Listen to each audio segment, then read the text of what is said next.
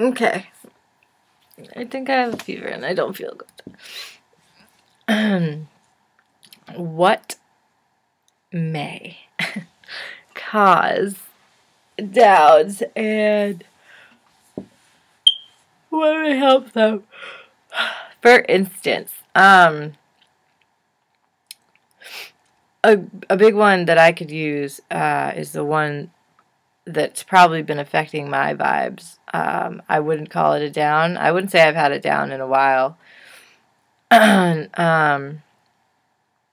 Because took me a long time, but I handle it differently now, and I like to say that just my vibes are off. Right now, I didn't actually know before that this was a huge thing that could send even a very strongly recovering borderline into regression. Hey! Hey! Oh my God, the fucker. So yeah, this is something that I didn't even know was something that could send you spiraling down a rabbit hole. Is well, change. Change is a big thing, but I'll get to that in a minute. But also, when you're recovering and your life starts to go really uphill, and you start doing better to the when has that been there this whole time? And you start getting better to the point where people are starting to see you as you again, and people stop asking you what's wrong all the time, or worrying about you, and whatever. People just see you as a really strong person, and I guess that goes hand in hand with my other video that I had made explaining. I don't remember the title of it, but it was a really good point. It was the one that explained how sometimes when we lash out like we're angry or we're still really sad even after we ended an argument with somebody, it's because we emotionally grew thinking that in order to express to someone that to make sure they know we still feel hurt or sad over something, we have to still continuously like say it to them and make it obvious to them. Like if we laugh too much, they'll think we're over it, and we're not. So we like lash out, whatever. So when we do feel better and we're hanging out with friends again, we're being social, I fucking hate this right now. Why? Stop. Oh my God, I'm so whiny when I don't feel good. But like we're feeling really good about ourselves, we're taking care of our body, or we're doing good in school or at work, like anything, that's like consistently positive, and people are seeing us as a developing, happy person. And I have a hair in front of my face and you can't see it, but I can. That's actually something that will send someone into regression or a down, or to just be upset because they haven't been upset in a little while. And that's normal, because that is a normal, it's what we're comfortable with, and now we're in this new lifestyle and we're like, okay, but this is familiar to me. So that actually can cause regression, because you instinctively go back to what's comfortable for you. So eventually, naturally, that's what takes so long for recovery, is because that's our cycle, that's what we do. So eventually you're going to have to acknowledge that, and you're going to have to get the strength in yourself to not let that happen, to be like, okay, I'm okay with a calm life. I'm moving forward. I'm going to go work out because it makes me feel good. I'm going to get up and read this book because it makes me feel good. I'm going to turn on the Beatles and dance in my underwear because it makes me feel good. And God damn it, get up and do that shit, because that's what you need to do. And so doing really good. So like, for instance, my situation right now, which is why I'm sure my vibes are, well, along with the fact that like I'm really, really overwhelmed right now. I'm just finally finishing up court, but I've been waiting an extra month to hear from the judge over everything. And I've just gotten really bullied and like whatever, and everything's out of my hands. So realistically, I just try not to think about it because that's what helps me. What am I going to do? Get upset about it? Why? There's no point. I'm just taking it as it is and whatever. But it's overwhelming because there's nothing I can do about it. There's a lot of things right now that have been out of my hands, and I just go with the flow. I just let them happen. And although that helps me and that works for me and like whatever, it's still hard to have it all going on and just be one person. So it's overwhelming, as well as there's a lot of change going on. I just bought a condo and I'm moving out of, I had to move back into my mom's last year to have 6 chest surgeries, and this is the last time I'll be moving out. Like, it's a big change. It's a big change, and I mean, moving has always triggered something in me because with my past and losing the people I lost and moving and whatever, it's hard for me to let go of things when I get comfortable, and to just uproot it and live a different lifestyle. That's always been really hard for me, so that's really hard. And I didn't want to take anything because I bought all new furniture, and like I was literally only taking like my clothes and my daughter's stuff. That's it, and like my pots and pans. So just going through everything and donating things, getting rid of things that I've had for years. Everything's just been that's a big change. So any big changes like that would obviously just cause you to just be uneasy, and you just shut down, and you don't want to deal with anything, and it's really overwhelming. Those are things. In regular life, let's say like the other day I got really, really sensitive because I mean I'm pretty sensitive anyways, and I'm really sensitive to rejection. Criticism I've gotten a lot better about because I realized that is one of my first traits, so I worked on criticism. For the most part, but that might be one that's really bad for somebody else. And mine, I'm very sensitive, and the other day, for instance, my boss likes me a lot, and I love that. And she loves being around me. She does little things for me all the time. She's great. She's adorable. I got an award for being the #1 apprentice. Like, I do everything I can there. It's great to feel appreciated and, like, whatever. So I love that about my job. But, like, this one morning I went in and she was really irritable, and I knew it wasn't towards me. Something must have happened in the morning because she was there before me and she was already irritable. So anyways, I sat down and she wasn't really talking to me. She was talking to the customer and just, like, whatever. So I was like, okay, and I let her be. And then she got up and she's like, you're going to be in the dugout. You're going to answer the phones and make phone calls for the afternoon.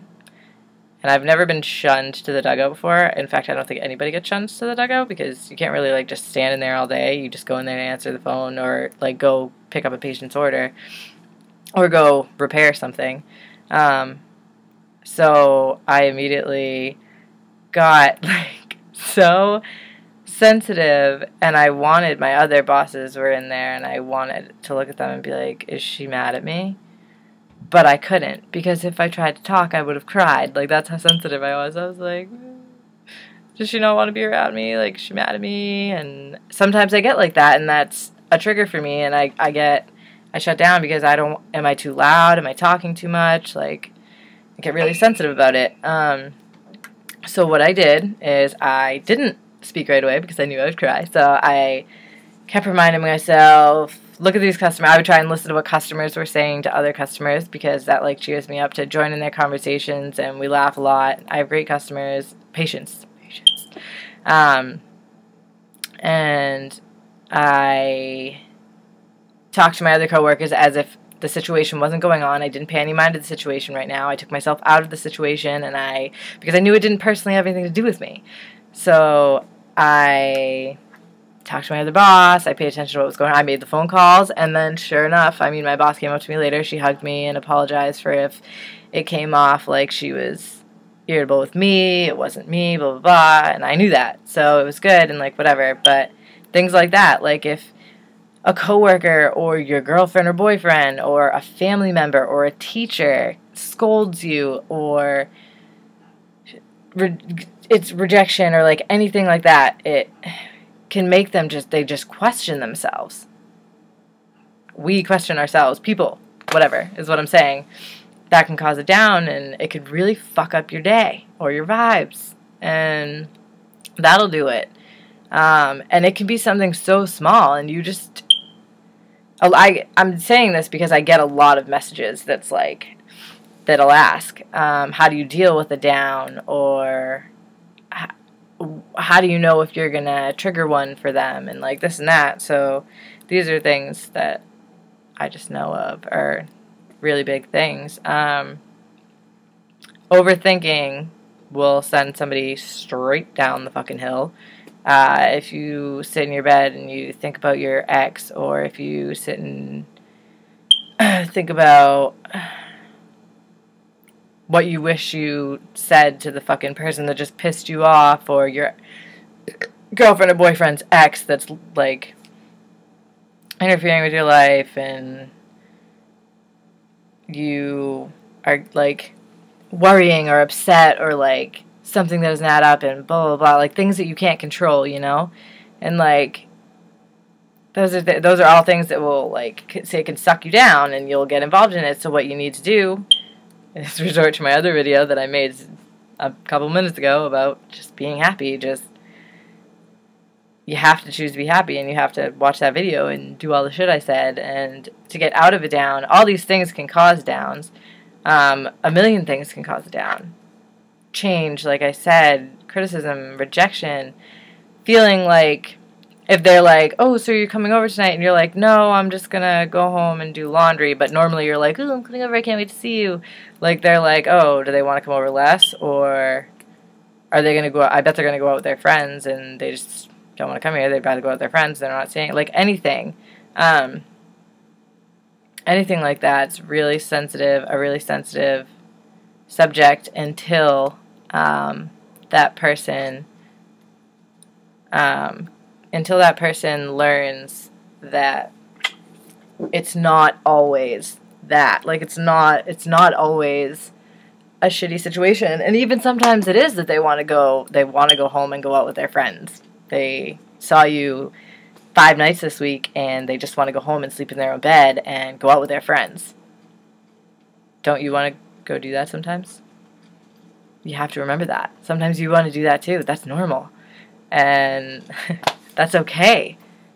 And I think that's a huge thing that causes downs, but once you grow as a person and you strengthen yourself, that's one of the things that you learn, and also the things that you can't sweat, the things that you can't control.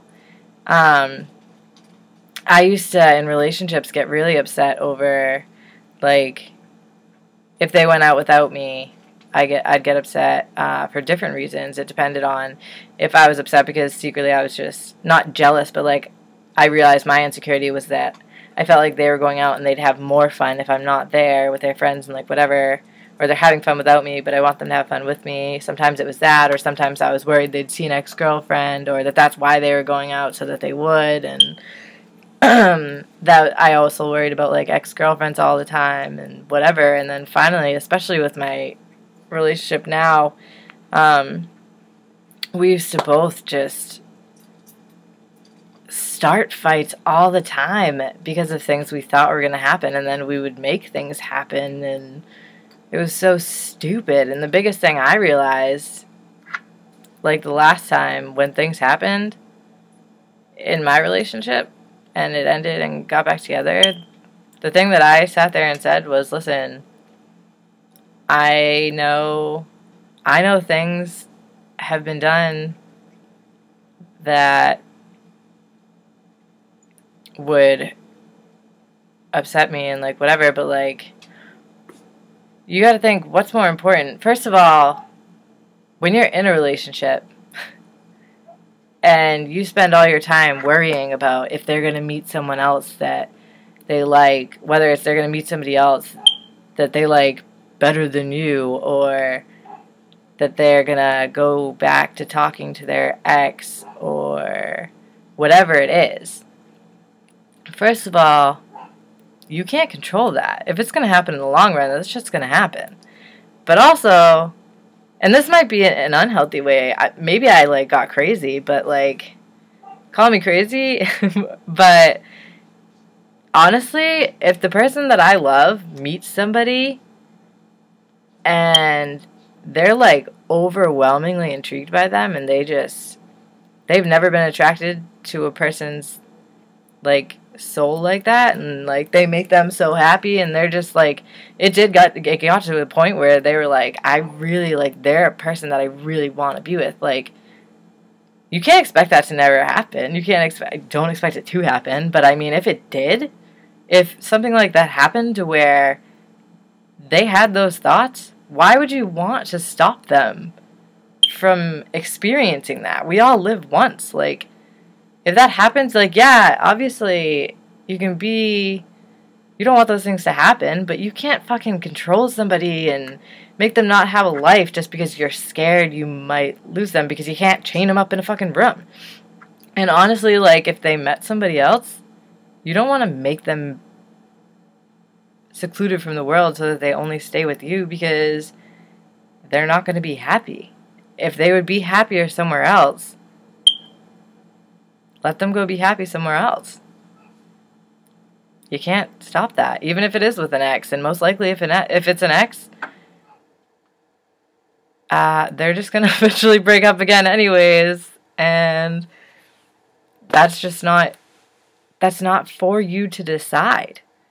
And same for yourself. If you ever find yourself unhappy, you need to be honest with yourself. And so, I don't remember how I just got so far off track. I remember what I was saying with my relationship. But yeah, a huge thing with me. Oh yeah, it was a huge thing with me with going out. That can be a huge down, and, like, can really, like, in relationships, that can, like, make you guys have a fight where you might not talk for days because they get so upset and insecure about it that they're just like, whatever, fucking do what you want, fuck you, don't talk to me, bye. Like, they'll completely shut down, and it's because they're really, like, scared and hurt. But yeah, what I realized with my relationship, and any relationship I will be in life, if I ever was in a different one, I got in that mind state where those pointless insecurities and, like, things in life that you, like, stress over and, like, are miserable, like, they're not important. And I just sat there one day and was like, I could sit here and try, like, uncover the things that I know that happen that are gonna hurt me and, like, whatever, or I just woke up and was like, no, I want to focus on what's important. And what's important is we both have the, like, we're able to be two really healthy people if you just communicate and focus on what's important. And what was important is, okay, I want to be with this person, and I know that they did these things, but they did them for this certain reason. And that's partially my fault. So you both need to just own that and start fresh. And then if it still doesn't work, then it's not going to work.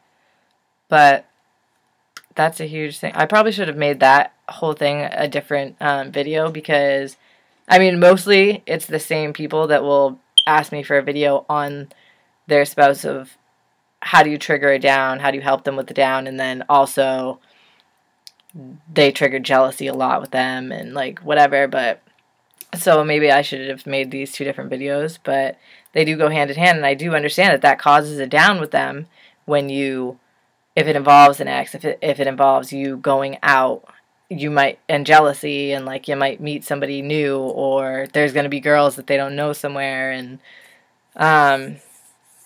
all these messages that I get on, like, jealousy and whatever. A huge thing to realize, not just somebody with borderline, but just anybody with a jealousy problem or that fights a lot because of situations like that it's a huge thing to just learn to be comfortable with yourself. And as long as you're shining because you know you're being yourself and like whatever, if you're like stressed out all the time and trying to be controlling and like fighting with them and picking fights and like this and that, that's not going to help your relationship stay.